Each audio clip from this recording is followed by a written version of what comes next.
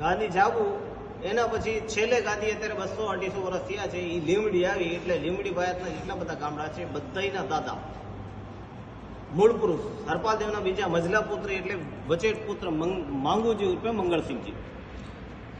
માંગુજી માટે એવું કહેવાય છે કે પાટડી ઉગેલું સૂરજ પાટણમાં આત્મી ગયું એટલે માંગુજી પોતે પાટડીમાં એમનો જન્મ થયો છે અને પાટણમાં એ કામ આવી ગયા છે એટલે એમને આપણે માની છે. સર્વપ્રથમ તો એવું છે કે આપણે ઘણા બધા કહીએ તો ભાઈ માંગુજી દાદાનો ફોટો છે તો એ લીમડી વાળાને લાગે, આપણે ન લાગે, પણ એવું નહીં. ધાંગધ્રાઈ જેને પોતે કહેતા હતા એમને પોતે ગર્વ હતું અને લીમડી ભાયતને પણ ગર્વ છે અને આપણને પણ ગર્વ લેવું જોઈએ કે જ્યારે ઝાલા આપણને માતાજી ઝાલીને ઝાલા કર્યા એટલે સર્વપ્રથમ કોઈ ઝાલા વંશમાં સુરાપુરા તરીકે થયા હોય તો માંગુજી ઝાલા આપણા માટે ગર્વની વસ્તુ. સુરાપુરા હું ગામમાં જાઉં ત્યારે કહું છું ભાઈ કોઈ પણ સુરાપુરા થયા હોય આપણા ગામ વિશે થયા હોય ભલે ભાગ બીજા ત્રીજા ચોથા પાંચમા જેમના હોય પણ એ બધાય ઓમ જો તો સુરાપુરા કે એકના માટે પોતાના માટે નથી આવે, ગામ માટે થયા હોય, પ્રજા માટે થયા હોય એટલે એમને બધાને પૂજવું જોઈએ. એટલે એ પ્રથમ સુરાપુરા છે આખા ઝાલા વંશમાં, તો આપણે એમને પૂજવા માટે યોગ્ય કહેવાય કે ભાઈ એમને રાખવું જોઈએ. પાટડીએ ઉગેલું સૂરજ પાટણમાં આત્મી ગયો. મહામંગલેશ્વર મહાબલી રાણશ્રી માંગુજી ઝાલા ગઢ જાંબુ બિરાજતા હતા પોતે. એમની ગાદીપતિ 84 ગામની એમને મળી હતી.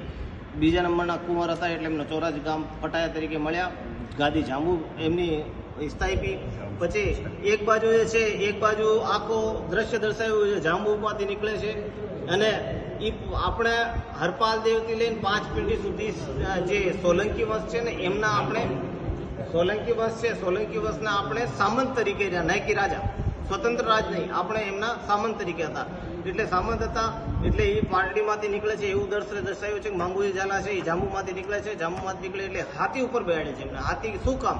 કેમ કે જે માંગુજી ઝાલા માંગુજી પોતે હતા એ એટલા બધા બળશાળી, એટલું બળ હતું એમાં કે એ હાથી ફેરવતા. એમની ખોરાક એવી કે હાથ ગળા હોય ને એ ઘીના પી જતા. એમાં આપણા ચોપડા પ્રમાણે પણ એમાં સંદર્ભ લીધા છે. એ પણ કલ્પનાની રીતે છે પણ કલ્પનામાં એ પરિકલ્પના જ છે પણ એવા લાગતા છે. એવો ફોટો બનાવ્યો છે. એ સમયે ફોટોનો ચલણ નહોતો એટલે ચોપડા ઉપરથી આધાર લીધું છે.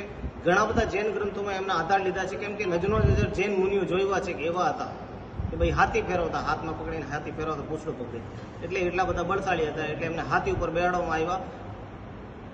અને એ પોતે જાંબુમાંથી નીકળે છે. પાટણમાં પોતે કામ આવી ગયા છે એટલે જે સિદ્ધરાજ સોલંકી જે છે, સિદ્ધરાજ સોલંકી જ્યારે ઉણો આવ્યા, મલેચ્છો આવ્યા ને એમના ઉપર એ પાટણ ઉપર આક્રમણ કર્યું ત્યારે સિદ્ધરાજ સોલંકી જે હતા એ કામ આવી જાય અને હારે હતા પણ એ સમયમાં માંગુજી પોતે એમને બચાવ્યા. એટલે એક કહાવત છે કે સિદ્ધરાજ સોલંકી હંતાણા અને માંગુજી કપાણા.